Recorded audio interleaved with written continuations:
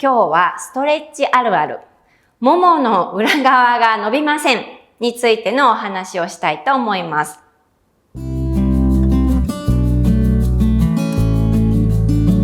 ストレッチがね、苦手な方って多分ももの裏側が硬いんですっておっしゃる方がね、多いんです。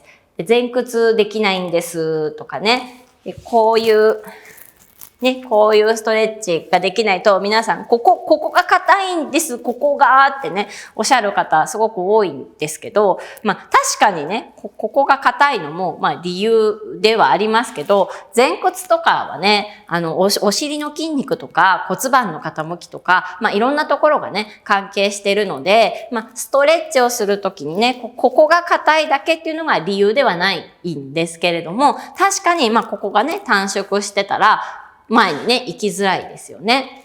でも、このね、体の裏側、ももの裏側を使うっていうのは、日本人の方ってね、結構苦手な方多いんですよ。で、なぜかっていうと、骨盤が後傾してね、こうなってると、立った時にどうしてもこっち側が縮まっちゃうんですよね。で、西洋人の人ってお尻がプンって上がってるから、こっち側がね、伸びやすい方が多いんですよ。使える方ですね。が多いんですよね。なので、縮まってしまっている、このね、ももの裏側を使ってあげるっていうのもね、すごく大切です。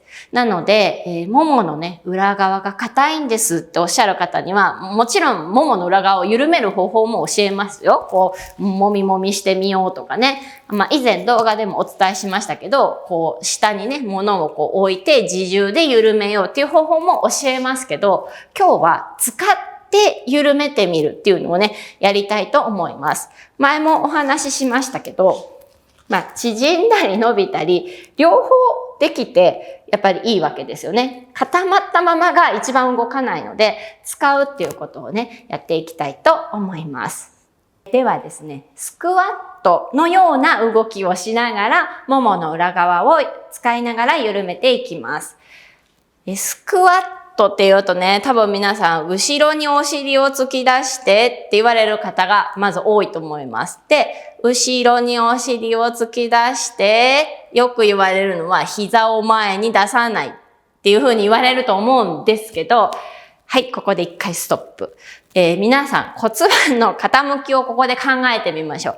骨盤がまず後傾、わざとじゃあちょっと後傾させてみましょう。このまま膝曲げたらこうなりますよね。で、ダメ後ろにお尻突き出さなきゃって、このままよいこらしょってやって、膝ダメ前って。確かにね、これでもできますよ。でも私全然今ここに効いてなくって、ここに効いてます、ここに。で、これじゃダメなんですよね。こっちに効かせたいわけじゃないですか。では骨盤を前傾にしてみましょう。はい。この状態でお尻を後ろに引いていくと、お尻天井なつもりで引いていくと、ここにね、効いてきますよね。はい。一回起きてみましょう。で、さらにもう一つ気をつけていただきたい点があって、確かにね、骨盤前傾大切なんですけど、股関節から後ろに動いていくっていうイメージでやると、もっとね、こちら側に効くので、やってみましょう。こう。はい。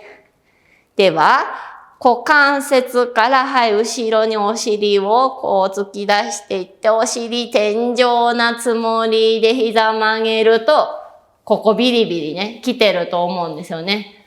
はい。で、これね、鍛えてるんじゃなくて、使ってると思ってください。使う。はい。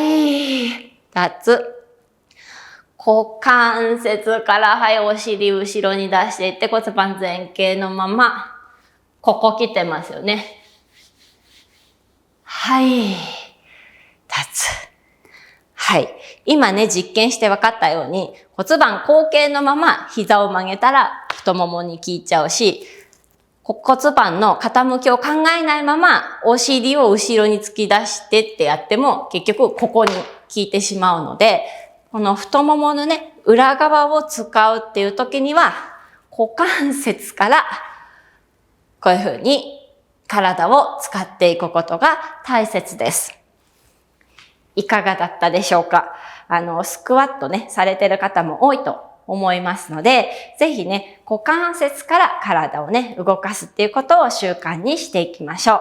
今日はね、ももの裏側を使うっていうことをね、やってみましたけれども、またね、他の動画では別の部位を緩めていきたいと思います。チャンネル登録ぜひお願いします。参考になったりいいなと思ったらぜひこのね、グッドボタン押してください。質問があったらぜひね、コメント欄に書いてください。